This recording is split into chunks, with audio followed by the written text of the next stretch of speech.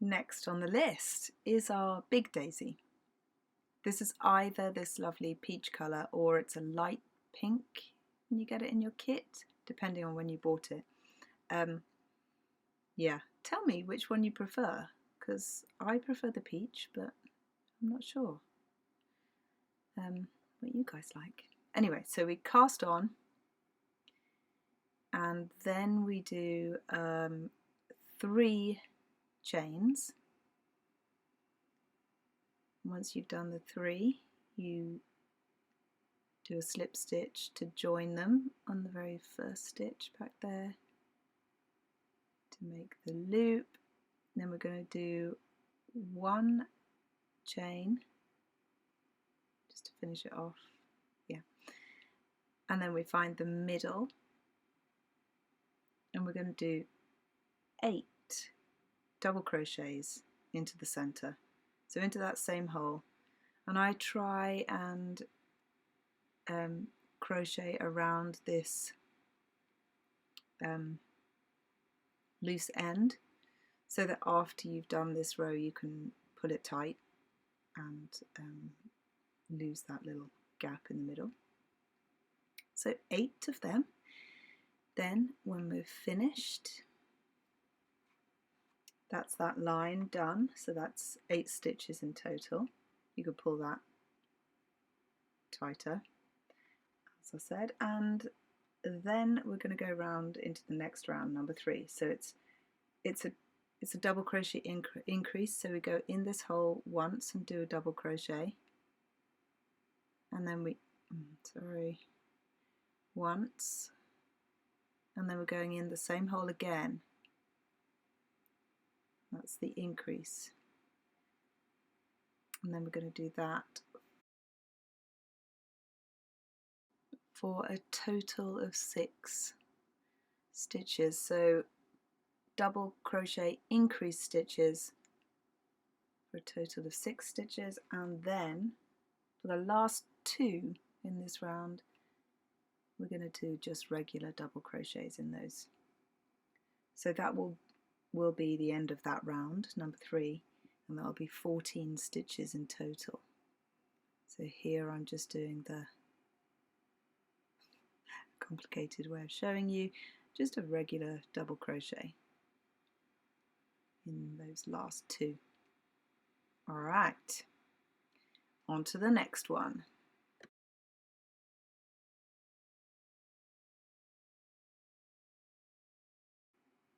Now for this part, which is the round 4, we're going to do 8 chains here. We're making the petal part now.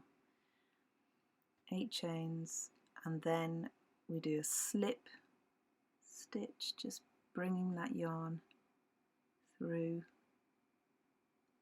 all of them, and then repeat that all the way around into each stitch. So you're going to end up with 13 petals, hopefully.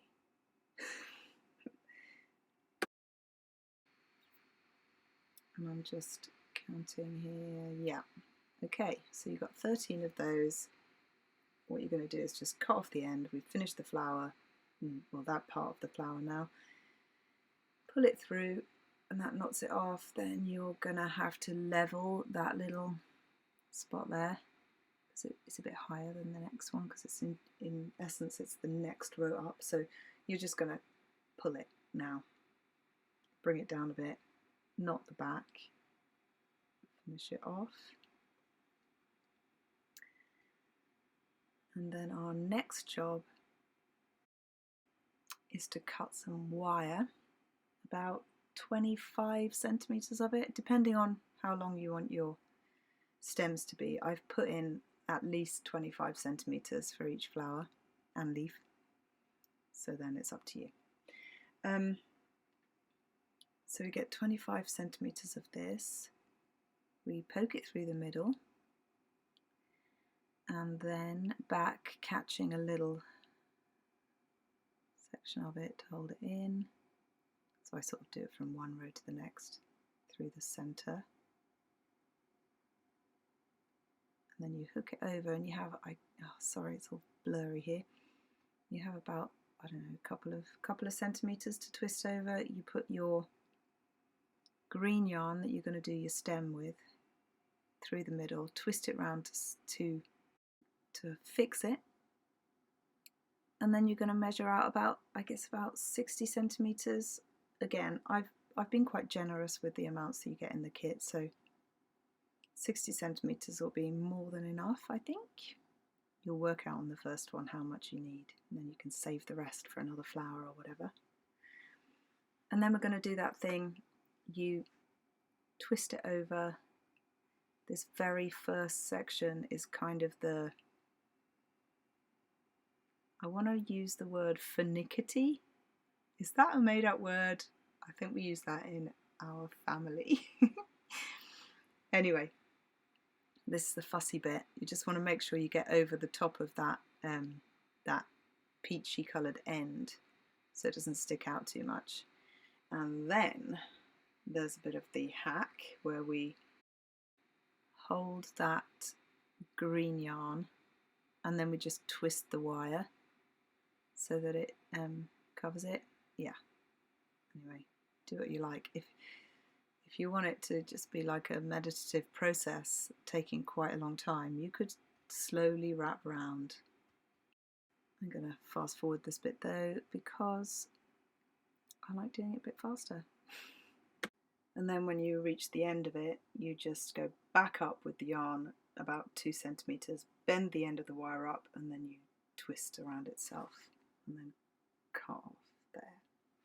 So you just got it sealed like that, it's not coming unraveled. Now let's do the yellow bit. I've threaded the needle with about 20 centimeters of the yellow yarn, and I'm not too fussy about this, like I just go back and forth, putting the yellow colour into the centre. I'm sorry, this is all blurry. My camera needs upgrading.